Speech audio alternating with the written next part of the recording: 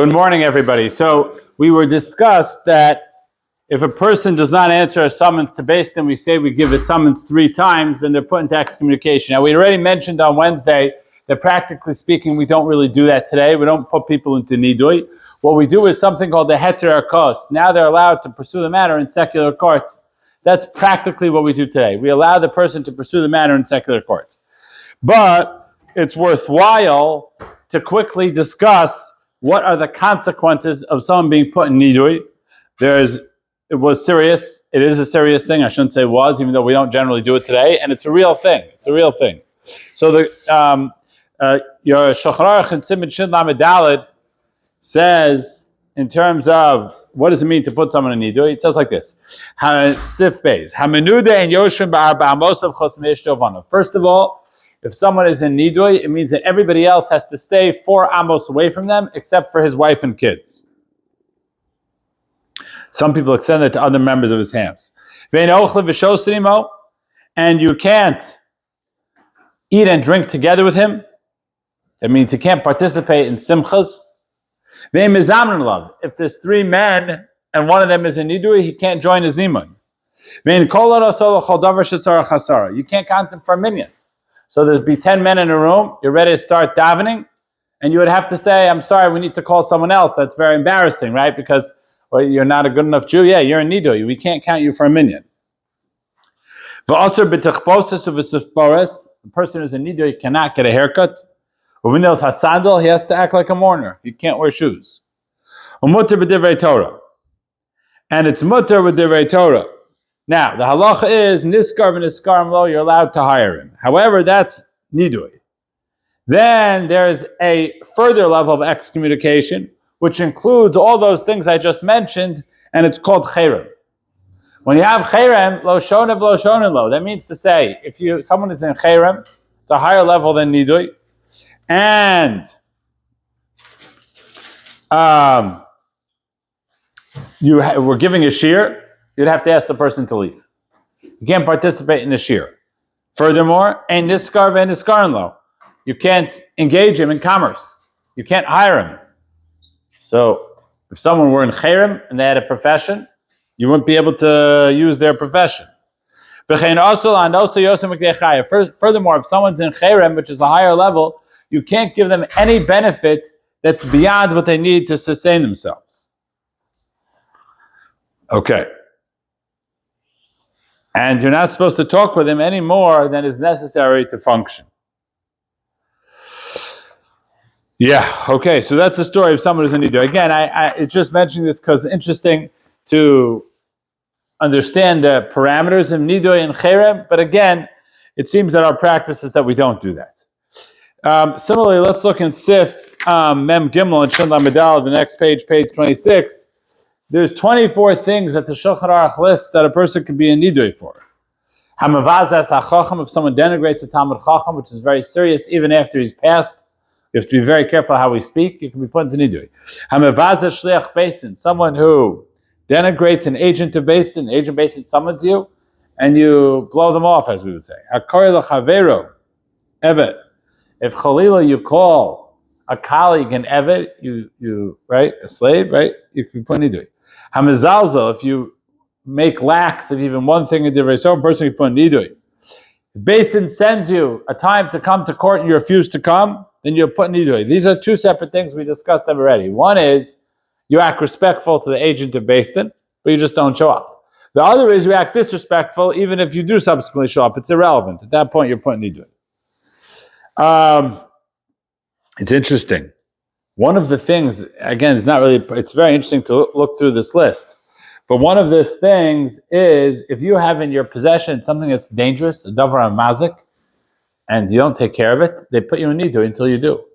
A person, for example, has a tree on his property. They talked about this in Babas, right? They gave him a certain amount of time to take it down, and he refused to take down the tree. The tree is, let's say, about to fall on someone, or a fence that's about to fall on someone, or a myriad of other dangerous things a person has lying around that are not appropriately secured. They can be put in nidui until they do it. All right? And so on and so forth. There's a whole bunch of things.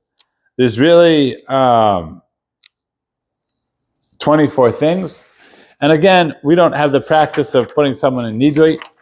When someone refuses to come to beis din, our general practice is we allow heterakos. Okay, let's discuss the next subject, which is the constitution of a beis din. Let's sort this out, and let's figure this out together. We'll start it. So let's start with Shulchan Aruch, page 32. Ein beis din pachas mishlosha. There's no such thing as a beis din with less than 3 people. Now, we're going to discuss a little bit more about that, but midrabanan, you need 3 people. Midrash Torah points out the Sma, with dinei mamonos, with financial matters, even 1 is sufficient. That's how the Rambam paskins. But we say you need 3 people. And every 3 people is called the beis din, even if it's regular people. Why? What's the idea? You can have 3 people, all of a sudden you have a beis din. Why? The answer is, we assume that if there's 3 yidden that get together, at least one of the people will know the appropriate Torah perspective on financial matters. And he'll explain the svaros to other people, and other people will then be able to, the other 2 dayanim, judges will be able to come to the right conclusions. But l'maisa, if you have 3 Jews that get together and none of them know the appropriate svaros, it's not a valid beis din. However, they are allowed to accept the claims and send them to someone else to guide them. If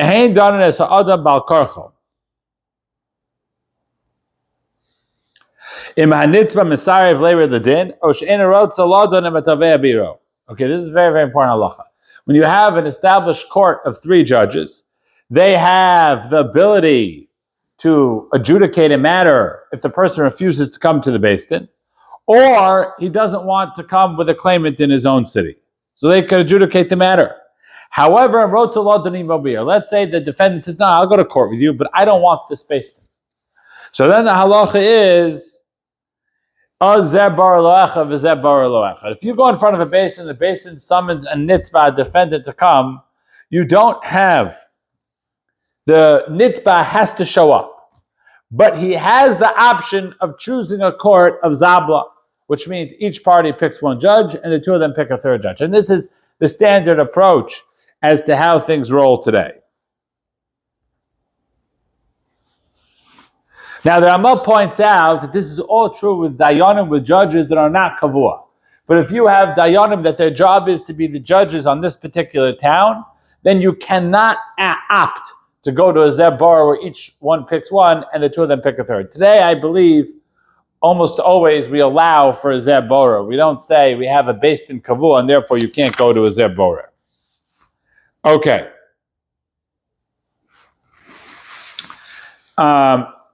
Page 34, Siman Yudalad, the next conversation. You have 2 Talmidei Chacham in 1 town, and one is greater than the other, but they're both reputable scholars in the laws of Choshen Bishpat. And if one of them summons it, the nitzbah has the right to say, I don't want to go to this one, I'll go to the other one. That's perfectly permitted. Yeah. Now, of course, if one of them recuses himself and the other one is a beis din, and it could force the nitzbah to come to him, or if he's not established, to go zeh bar v'zeh bar. Yeah.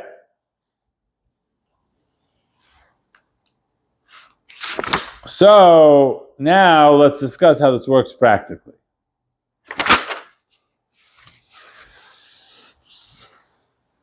Says the Rambam on page 35. V'chol zeh midina. Everything is core halacha. Aval kvar nogu b'zman hazeh shekol zman sheish beis din be'ir ein echad yochel lochov chavero she'yelech imo lebeis din acher ki ein lanu achshav beis din hagadol beis avad v'lochein lo yuchal edchoso. We paskin today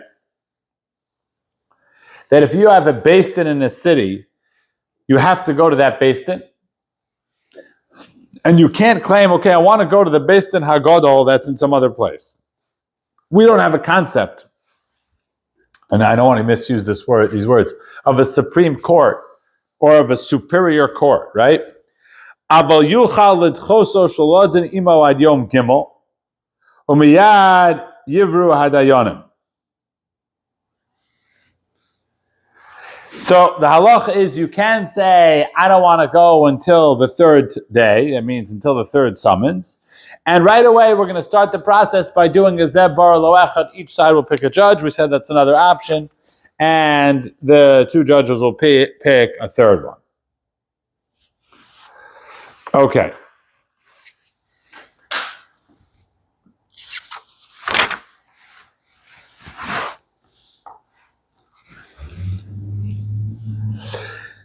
Now, it's very interesting because normally we have a principle that you go to the beis din of the nitzba, of the defendant. And let's see how this works in practical halacha on page 39. The truth is, the ikar adin, as we've just discussed, is you have to go to the beis din that the tovea brings you in front of. Now, for example, let's say the property of the defendant is in the city of the claimant. Or the defendant was living where the claimant was and then he leaves to go somewhere else. Or the business they're arguing about is where the claimant is. Or the damage that they're arguing about happened where the claimant is. Or the defendant is coming to the place of the claimant. Or they're both in the same city. In that case, we go based after core halacha, that the nitzba does not have the right to say, I'm going to a different city, I'm going to a beis din agadol. He has no right to say that. He has to go to the beis din of the tovea, of the claimant. Now, of course, as we said many times, he could claim zebor. I don't want to go to this beis din, I want to do zebor. Each of us is going to pick a judge. But the point is, we're going to pick the judge in the place where the tovea is in these circumstances. Otherwise, if these circumstances do not apply, then we say you have to go to the place of the nitzba of the defendant. Okay? Now let's quickly discuss the zebor, how it's brought down in Gemara on page 40, because this is really how things often roll today. Not always, but often. Says the Gemara in Sanhedrin, Dine Mamonas B'Sholsha, financial cases are with three judges. How does it work? Zeb bar lo echad, v'zeb bar lo echad, u'shneim barim lo echad, divrei Meir, v'chomer m'shnei dayanim barim lo echad. Okay, we pass like Chacham. So there's two ways that the basic could be formed, what we call the zeb bar, or in colloquial terms, it's called the zabla, because it stands for zeb bar lo echad, zayin beis lamed aleph, each one picks one. So the way it works, according to Meir, is that each litigant picks a judge, and the two litigants together agree on the third judge. That's not how it works today. We pass my chacham. How do chacham say it? Each litigant picks a judge, and the two judges pick a third judge. That's how we pass in it today. Now, why is this a very good way to have a beis din? So the Gemara says, if you look at the gray lines, because each side picks a judge, therefore, and the two judges pick another judge, Yetze din lamito. The matter will come out to its truth. The matter will come to a true story. So what does this mean?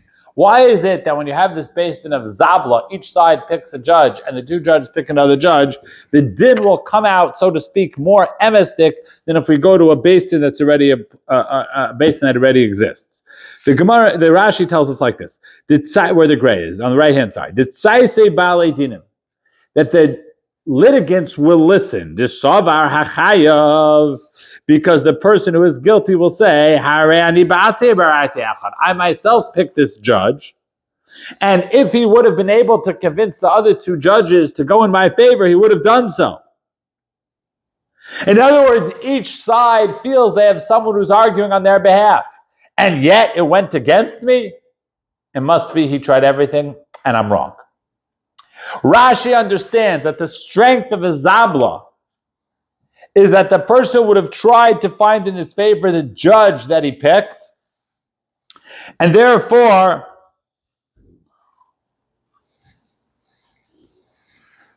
presumably he'll listen to the litigant when it sees it goes against him. So if you read Rashi, what does it seem? That the job of the dayan that's picked by each side, they both dayan pick a third judge, but the job of the dayan that's picked by each side is to argue on behalf of the person that picked them. Normally we think judges are impartial, and it's true. When you go in front of three judges, that's correct. But over here, the point is to argue on behalf of the person who picked them. to argue on behalf of the person who picked him. The Rush argues vociferously on this. Page 41. Listen to his language. There are people that are lacking in mind. Rashi, and they make a mistake in the words of Rashi.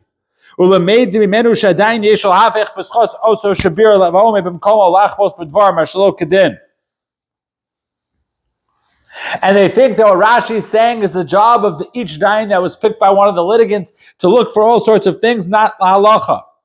And people therefore have the practice of choosing someone who comes up with all sorts of schemes. And they say that's what Rashi means, because Rashi said that the idea is the reason why the litigant will listen is because he says to himself, my guy on the beis din is going to argue any possible way. He says, V'chalila v'chaslo diktiku b'dvarav chalila, that's not what Rashi means. Shekosav desovar harayani be'arti. In other words, what Rashi really means is that the litigant is going to say, I assume you're arguing on my behalf. But not chas v'shalom, that the dayan's job is to argue specifically on behalf of one client, of one person, of one side. It's just what he's going to say, and therefore he'll listen to the beis din. He'll be more ready to listen to the decision of beis din, but not chas v'shalom that he can actually argue specifically on behalf of the person who chose him. Okay, we're going to stop here, and we're going to continue this amazing conversation on Tuesday. Everybody should have a wonderful Shabbat.